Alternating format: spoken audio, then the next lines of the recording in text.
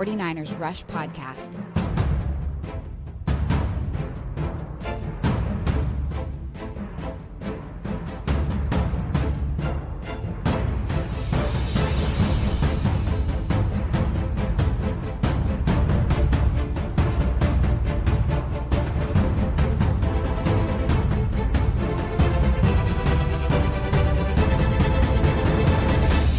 And here's your host, John Chapman.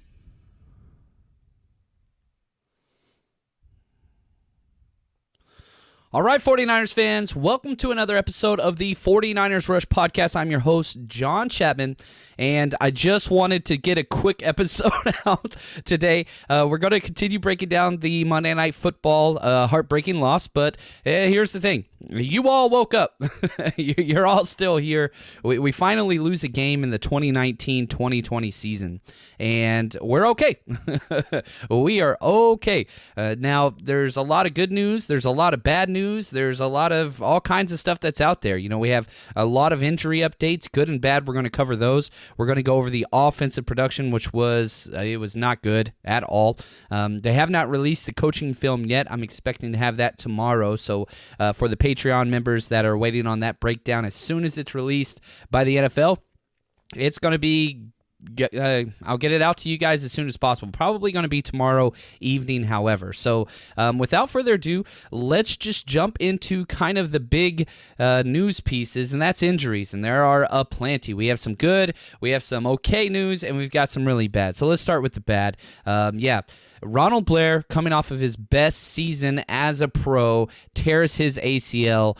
He is done for the season. He is done, and it was done on such a huge play. You know, he gave his team a chance, forcing a third and short. It had open field, one-on-one, our defensive end, Ronald Blair, against Russell Wilson. He sprints out laterally, just absolutely textbook open field play, and is able to bring Russell Wilson down, which is no easy task to force third down. So he gets injured. Now, here's the issue.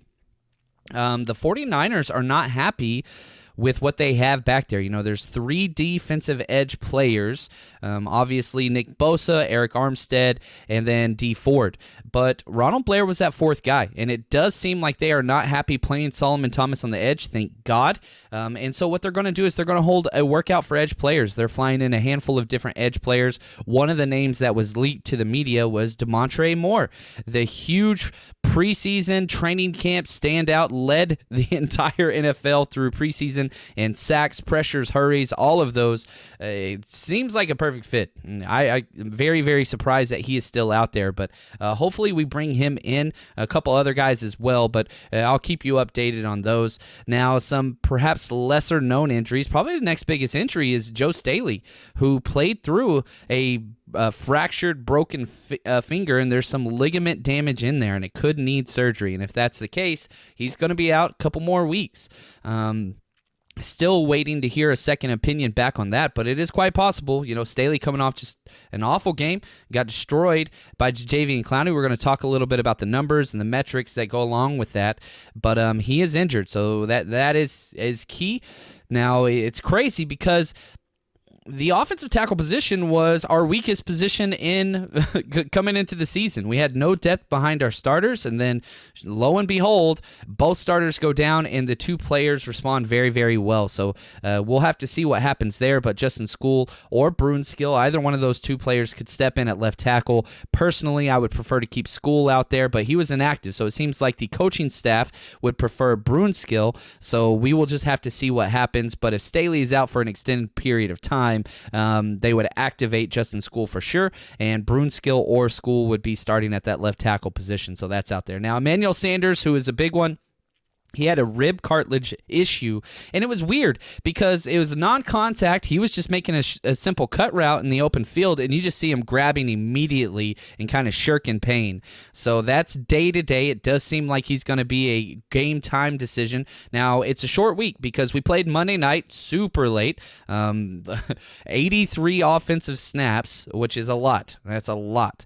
And so this was a very long game. It's going to take a huge toll on every single player's body on both sides. but they're day-to-day. We play on Sunday, so we only have a 6-day turnaround instead of the normal 7. That one day does matter, especially whenever you're recovering from an injury. But my guess is now Emmanuel Sanders probably going to play. We will have to see. The rib issue, that's a pain tolerance issue. Can he get in and out of breaks without it acting up?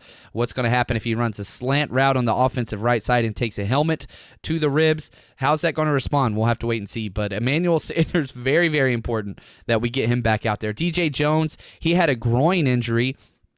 And this was huge because DJ Jones is coming off back-to-back great games, and then we replace him with Sheldon Day, who, again, I don't know why he's getting the snaps that he is getting. Solomon Thomas got an increased workload as well, but my assumption is you're going to have to activate, or not activate, just make active on the game day roster. He is activated on the 53. Julian Taylor, I want to see that guy out there. Been waiting to see that guy out there. He's got to play in one game, basically about 6 snaps, and made a huge impact, so hopefully he gets out there. Western Richburg, his hand, he is day-to-day. They do not expect him to miss any more time, so that's great news. Aziz Al-Shahar, he has a concussion. He will enter into the concussion protocol. He did not have a great start. He didn't play very many snaps at all. But Elijah Lee, who was brought up, he got some snaps out there. Mark Nzocha, who everybody thought was going to be the next guy, they put Elijah Lee out there. So we'll see what happens with that. And then stop me if you heard this before, Matt Breida's ankle, he's got another ankle issue. So it's just the same old story, same timetable, day-to-day, pain tolerance. We'll see how he goes with all that stuff. So that's where it is. And then after the game and today, we got a couple more updates on some existing players' injury. First off, and probably most important to the team, George Kittle. He is still day-to-day. Kyle Shanahan said he is very hopeful that he returns this week, but again, that is a knee and an ankle issue. We'll have to see what happens. As we watch the game, you could see George Kittle up in the press box banging on the window, like just ready to go. Like you couldn't even have him on the field because you're trying to rest his leg, but the dude is banging on the window, going crazy, cannot sit down just because it was heart-wrenching to not be a part of that game. My guess is Kittle's playing this week. I really do believe that he's going to be out there. Kello Witherspoon. Kyle Shanahan did say, despite Emmanuel Moseley playing as great as he has been playing, Kello Witherspoon will get his starting job back as soon as, and this is interesting because he put a little caveat on this, as soon as he has 3 full healthy practices, the starting job is Witherspoon's. So, man, a lot of depth at that corner position, which is wonderful. Emmanuel Moseley has played as well as anybody on this team, and that's saying a lot because the defense was so great, but he is expected to return very, very soon. Wouldn't be shocked if this is the week that Kello tries to get 3 full practices in, but I think that he will be activated at least. He's on the 53-man roster, but he's been an inactive. And so I think this week against Arizona, I don't think we're going to see that, especially with the fact that in order to make all of the personnel changes to activate Garrett Selleck last week, they had to cut Dante Johnson. So we are a corner short out there active. So I think that he's going to be active this week. He just might not start. Now, Kyle Shanahan did, not necessarily bad news, but not good news. Jalen Hurd, who my personal choice as the answer to a lot of our problems. I'm a huge Jalen Hurd fan, have been since day one. The first that he can come back is week 13 versus the Ravens. So he's still 2 weeks out. You look at our schedule and what's going on with the 49ers, we still have some time. So, and we're going to talk about the schedule updates that happened today with the NFL. But this week, we're playing the Arizona Cardinals. Then after that, we're home 2 more weeks. So we're at home against the Cardinals, then at home against the Packers. Then we travel to the Ravens and to the Saints. So you're talking about 3 of the toughest matchups of the entire NFL. Packers, Ravens, Saints, and 2 of those are on the road game. But we do have this Arizona Cardinals switched in there. And so the earliest that Jalen Hurd can return is week 13 versus the Ravens. So he's still got time. It's just this is the 3-week window where he can start practicing. I'm hoping and expecting that he will return for week 13. He got some work out on the field, conditioning and running last week. I think they're just trying to see how his back's going and if it's tightened up, whatever else. But there is one more comment about Kyle Shanahan that he made about Dante Pettis. He was asked today, What do you think of Pettis? Is he going to continue seeing less and less work? And he did not hold back Kyle Shanahan. He said the more he doesn't take advantage of his opportunities, the less and less opportunities he's going to get. And so with that, that's going to kind of spring us into talking about exactly what's going on with offense and all that kind of stuff. But before we do that, let's hear exactly what kind of questions you guys have for us right off the bat. Anything on Manuel Sanders, again, if you guys are just joining us, that's a rib issue day-to-day. Kittle day-to-day as well. Robbie Gould, we haven't heard anything. He strained his quad, and it cost us. That was a huge injury because, if you have one of the most accurate kickers in history go 4 for 4, that's a victory. That's a W that we got. Yeah, I said previously, having Robbie Gould there makes up for 2 wins. We lost one of those wins because he was unhealthy, and that's part of having an older kicker. But yeah, hopefully we get Gould back. Now, I do not put the loss at all on McLaughlin. I thought he did great. If you would have told me, hey, you're going to get a 75% kick rate out of a rookie kicker that you signed 2 days before the game, I'd say done. 3 for 4, you'll take it. You're hoping for 4 for 4. Obviously, every team in the NFL is. But definitely not too bad. I don't think that we lost the game because of the kicker. So anyway, we got 2 more playoff games. Yeah, there's a lot of big games coming up with this because we lost that game. We hold the 1-game lead, but yes, we have the best record in the NFL. That's great. But here is the main issue because we are playing at the Seattle Seahawks the last game of the season. Theoretically, if the Seattle Seahawks win out, and so do we, if they beat us, we'll have to see what happens. It doesn't go to head-to-head. It goes to conference and all those different things, so we'll have to look into all those once we get closer. But theoretically, the Seattle Seahawks control their own destiny for that number 1 seed or winning the NFC West. So there's a lot. How do I say this? Nobody expected the 49ers to go 16-0. I mean, that wasn't a healthy, realistic expectation. Most people were saying 9-7, 8-8, maybe 10-6. Well, we're 8-1.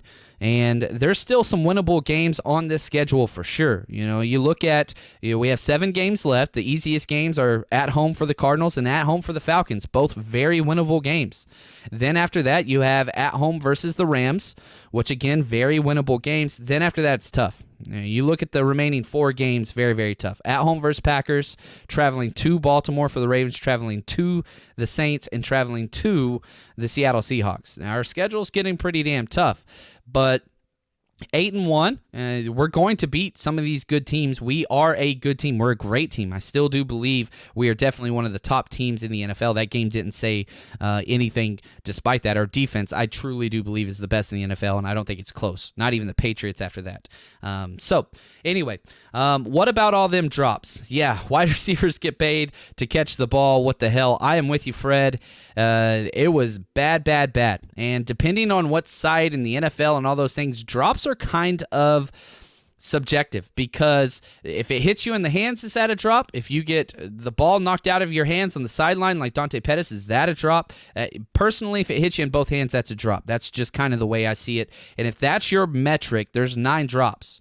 Now, if you want to go to the very conservative side, it's kind of a difficult catch, maybe not, there were 5 drops. So it's between that 5 and 9. If that ball hits you in both hands, you catch the damn ball. Very, very simple. And 9, it's hard to win whenever you're turning the ball over so damn much and you're ruining drives with drop passes. That's huge. Now, there is a couple things I want to talk about because I've been asked nonstop about guys like Dez Bryant, Antonio Brown. Who do we bring in? So let's address these. Dez Bryant is garbage, first off. He is a career 55% catch rate, which if you're pissed off about drops and you're arguing for Dez Bryant, you never watched Dez Bryant play. Led the NFL in drops half of the time he was in the NFL. Then you want to talk about the locker room issues and horrible teammate and just horrible human. You want to go back to whenever he first came into the draft or into the NFL with the issue with his mom. I'm from Dallas, and he's kicked out of the mall in Dallas 5 times as a pro. It's not somebody that you want around young wide receivers you're trying to develop. And just no.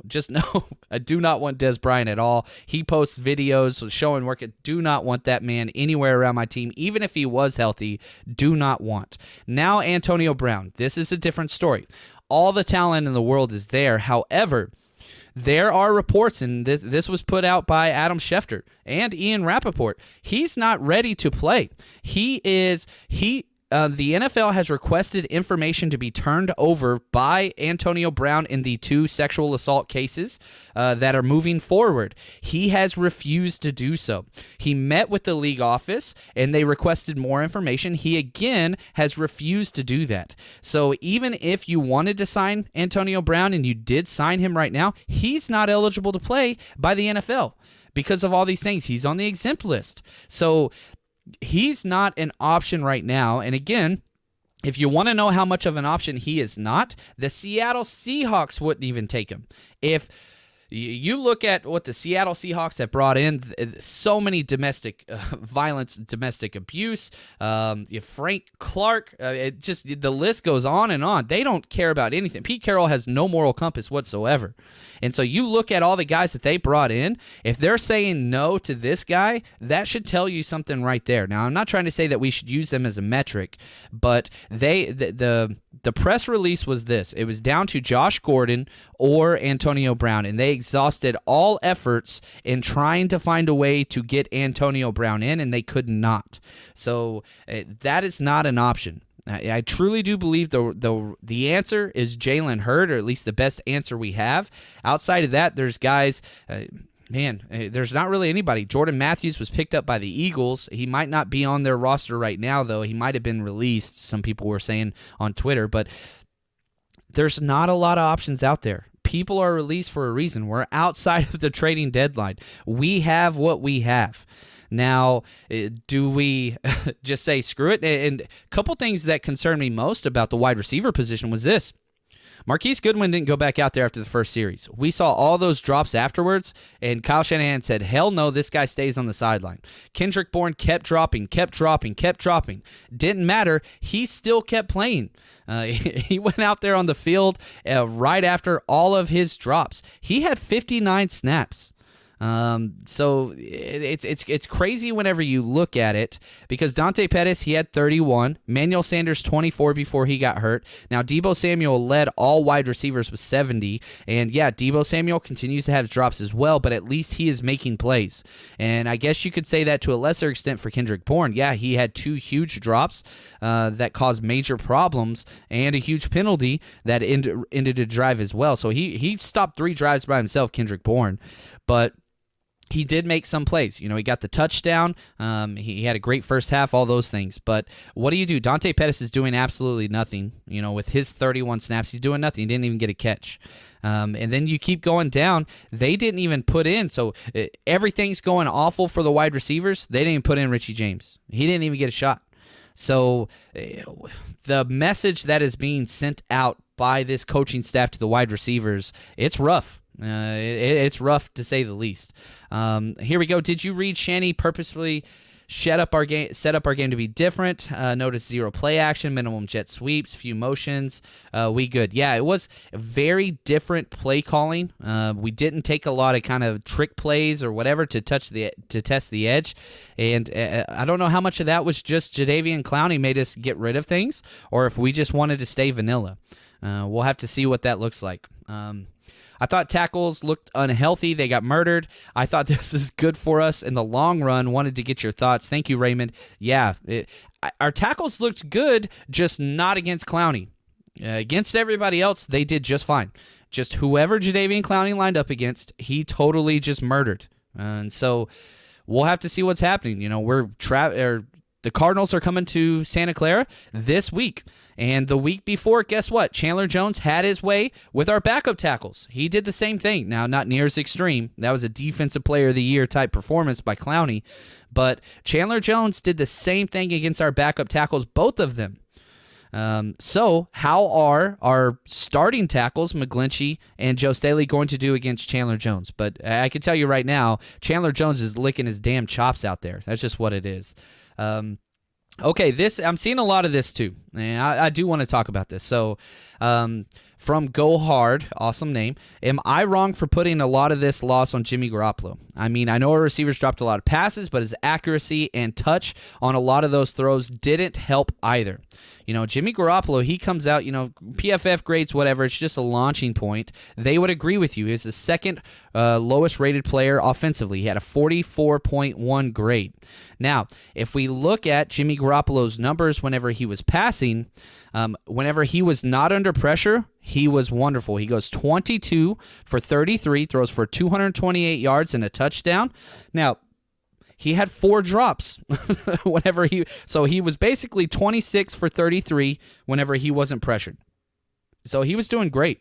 His NFL passer rating in that was 96.5. He did just fine. The problem is whenever he was under pressure, that's when things went bad. He goes 2 for 13, and once the coaching film is released, I'm going to put together a compilation that shows every single throw that Jimmy Garoppolo had that was dropped. And you're going to see a lot of great quarterback play. Now, did Jimmy Garoppolo make some bad plays? Hell yes, he did. He had 2 more passes that should have been intercepted that were dropped by defenders. He got bailed out there. Now, the 2 fumbles, that's got to go on him as well, because he struggled mightily just holding on to the damn ball. And if we look at just the way Pro Football Focus attributes the pressures and the sacks, they put 2 of the sacks on Jimmy Garoppolo, not on Joe Staley. And yeah, Joe Staley got beat and all that stuff. They did not attribute that sack and fumble to Joe Staley, because here's what happened with Jimmy Garoppolo. He got past his first read and then got, scared, and then pressure got him. If you get the ball out early, you're negating that. And then if you don't get the ball out early, protect the damn ball. He's holding it out like he's still going to throw it, but he's acting like he's going to run and scramble to try to get more time. You cannot do that. So if you want to put this loss on Jimmy Garoppolo, that's fine. But here's my perspective on it. Jimmy Garoppolo, down 10 points in the fourth quarter against that defense, kept putting us in positions to win the game. Now, through dropped passes, through, awful spot by the referees in overtime, should have been a damn first down, through penalties, through all those things, he still kept giving us a chance to win. In the first half, he was not great. Even though we jumped out to the 10-point lead, you look at the second half of the first quarter into the second half, he struggled. Jimmy Garoppolo is not the same quarterback in the first half as he is the second half. But what happens to you psychologically when you keep throwing dimes and getting hit and standing in the pocket against pressure for these wide open receivers to just keep dropping the ball? It affects the way you are throwing. And you saw this with Garoppolo's face. He's showing that, it's rough. So did Jimmy Garoppolo have a great game? No, he did not. Did he play well enough to win the game? Hell yeah, he did. And he kept giving them choices. What if we make the field goal in overtime? What if we make the field goal and the 49ers win? Nobody is out there questioning Jimmy Garoppolo. They're talking about how, wow, what an amazing comeback in the fourth quarter against a playoff team. He showed up Russell Wilson by getting the victory in the fourth quarter and in overtime. Those are different narratives that would have taken place that were out of his control. That field goal's not on him. He marched down with a minute 40 left, I think it was a minute 44 off the top of my head, and got us into field goal range. 45 yards. He got in that amount of time in a 2-minute drill to tie the game. Great.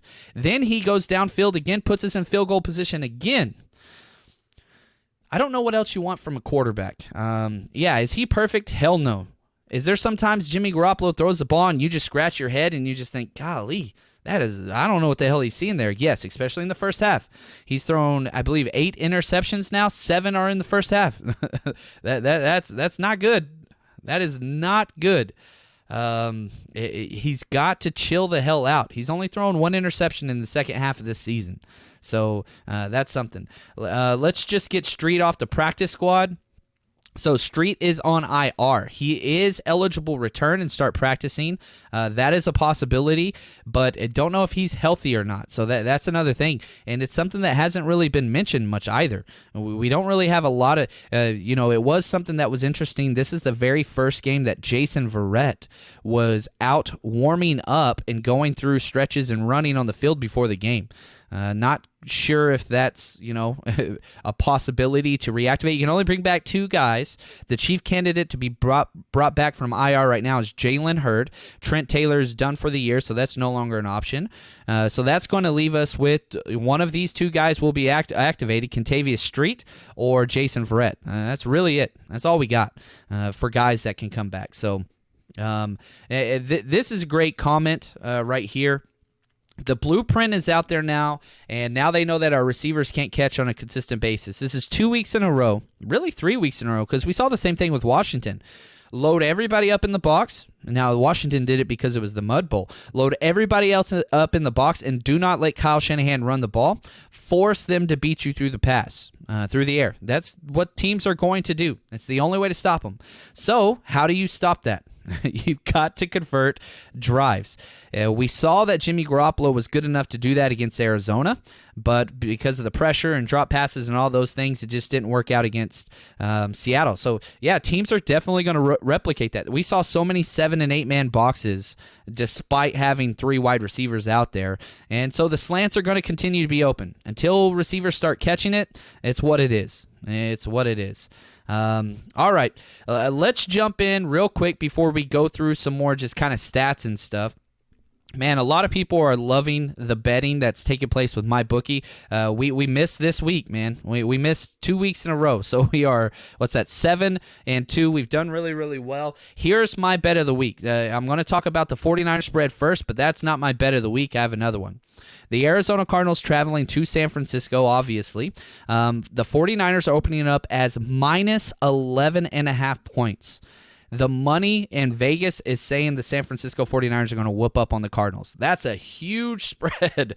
Is it the largest spread of the week? Yes, it is. It is the largest spread of the week. There is a 10-point Oakland Raiders against the winless Cincinnati Bengals at home, but this is the largest spread in the entire NFL for this week. So everybody's expecting the 49ers to respond positively, and I agree with that, but that is a little too steep of a bet. The Arizona Cardinals play very, very well in trash time and catching up points, so that bothers me a little bit there.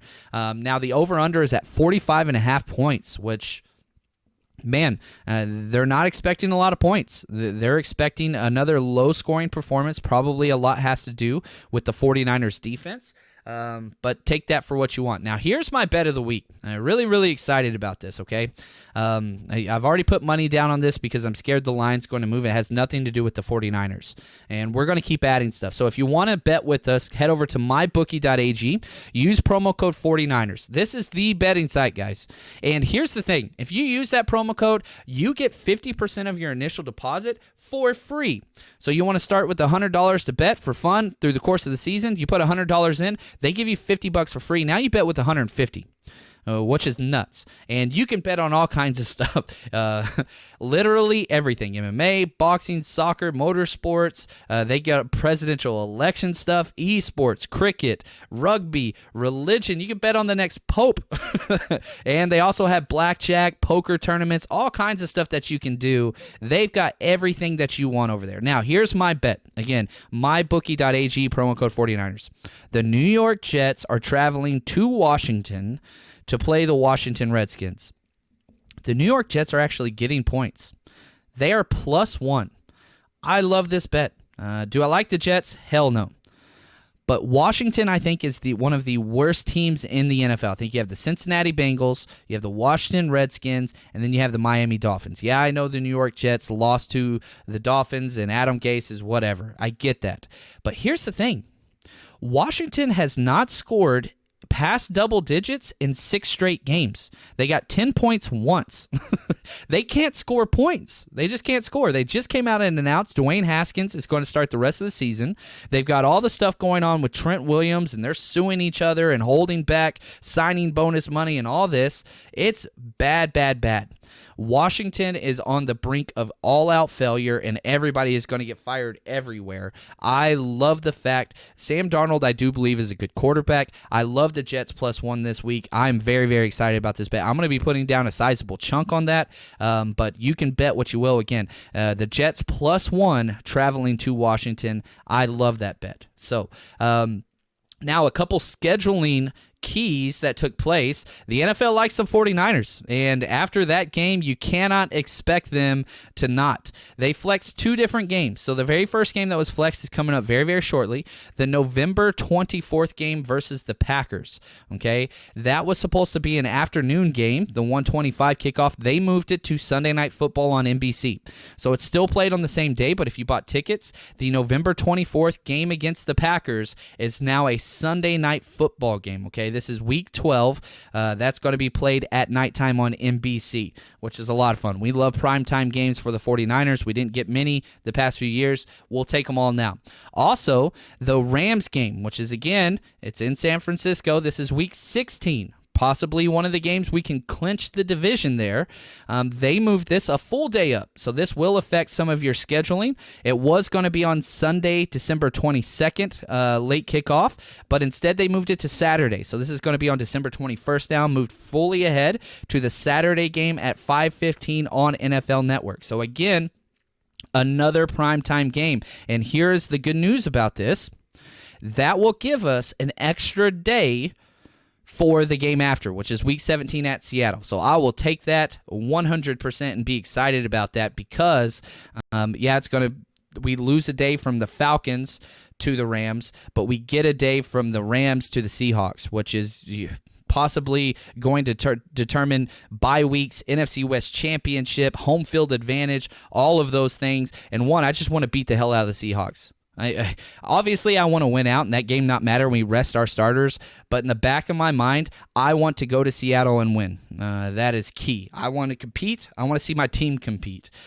So take that for what you want. So that's 2 more primetime games for the 49ers, which is great news.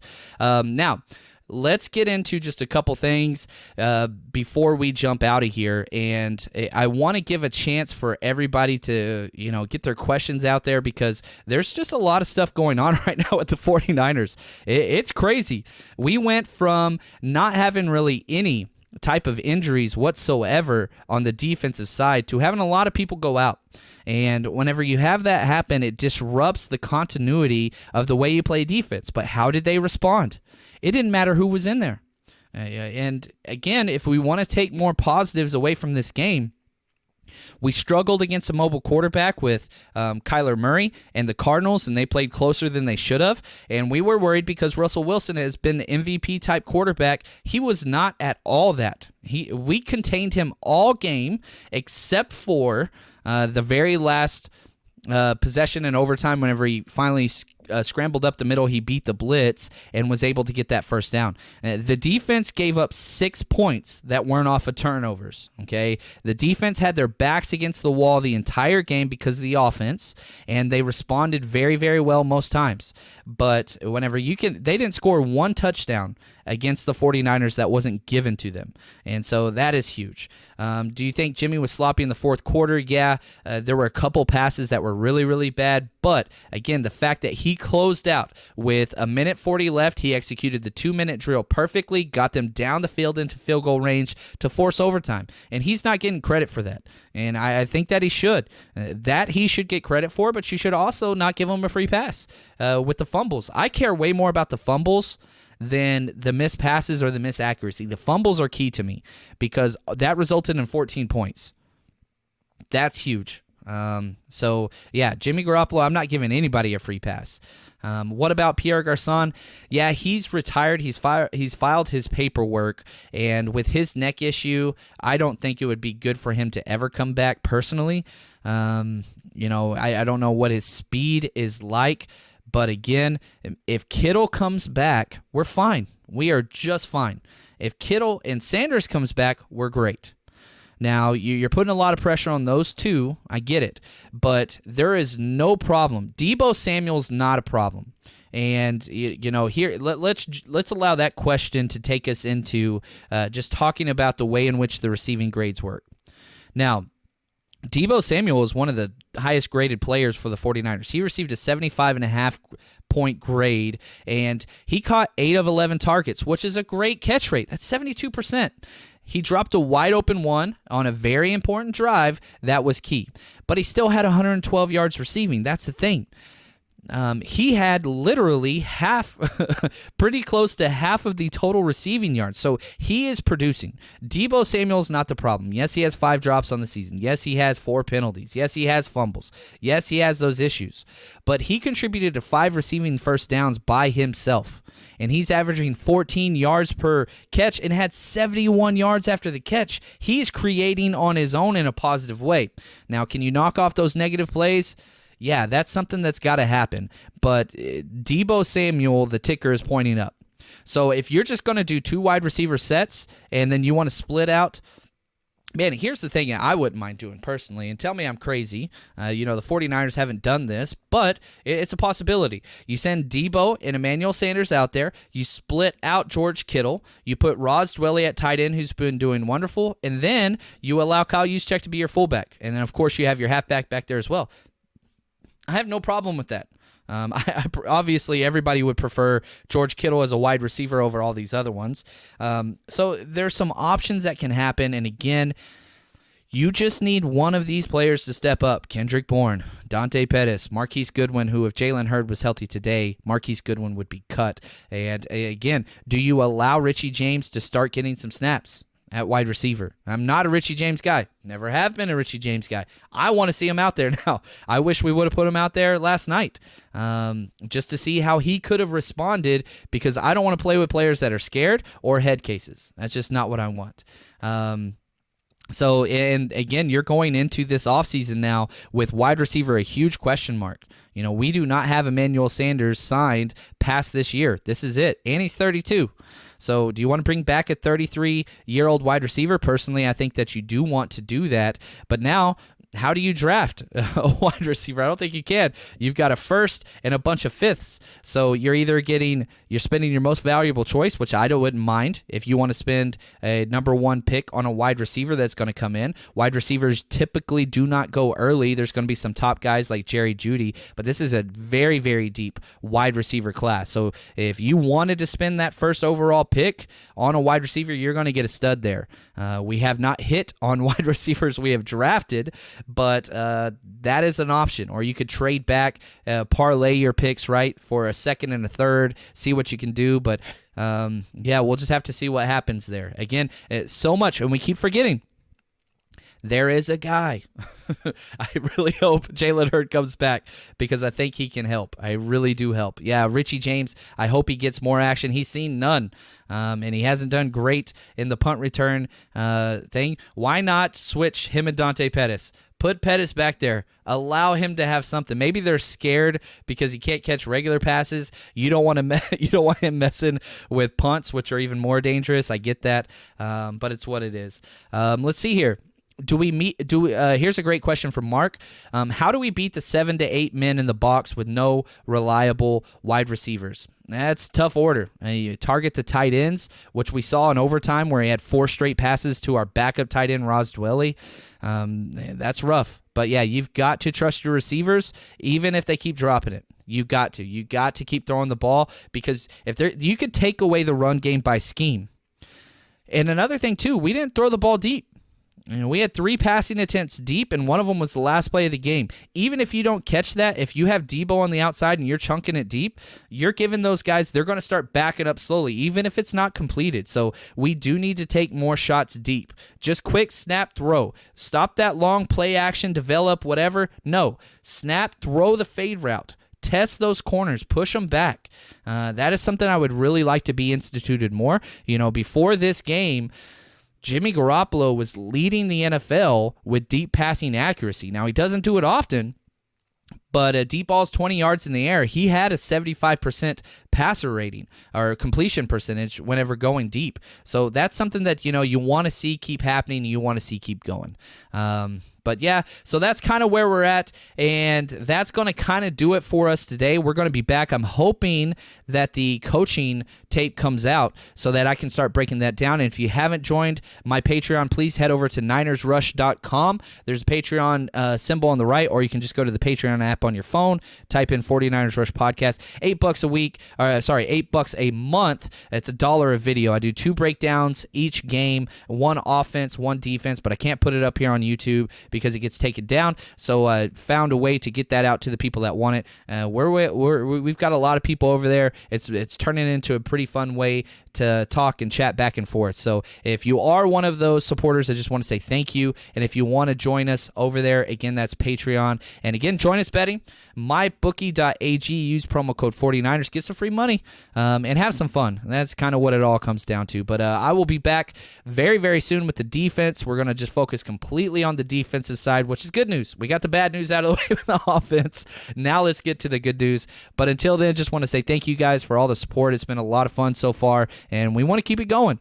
So hopefully we can keep bringing you guys content that you enjoy. And if there's something you want in this podcast that we're not doing, please do not hesitate to reach out to me. Probably Twitter's the best way, at JL_Chapman, and we'll try to figure out, get you what you want. So this is y'all's podcast, so take that for what you will. Until next time, appreciate everything, and stay strong, faithful.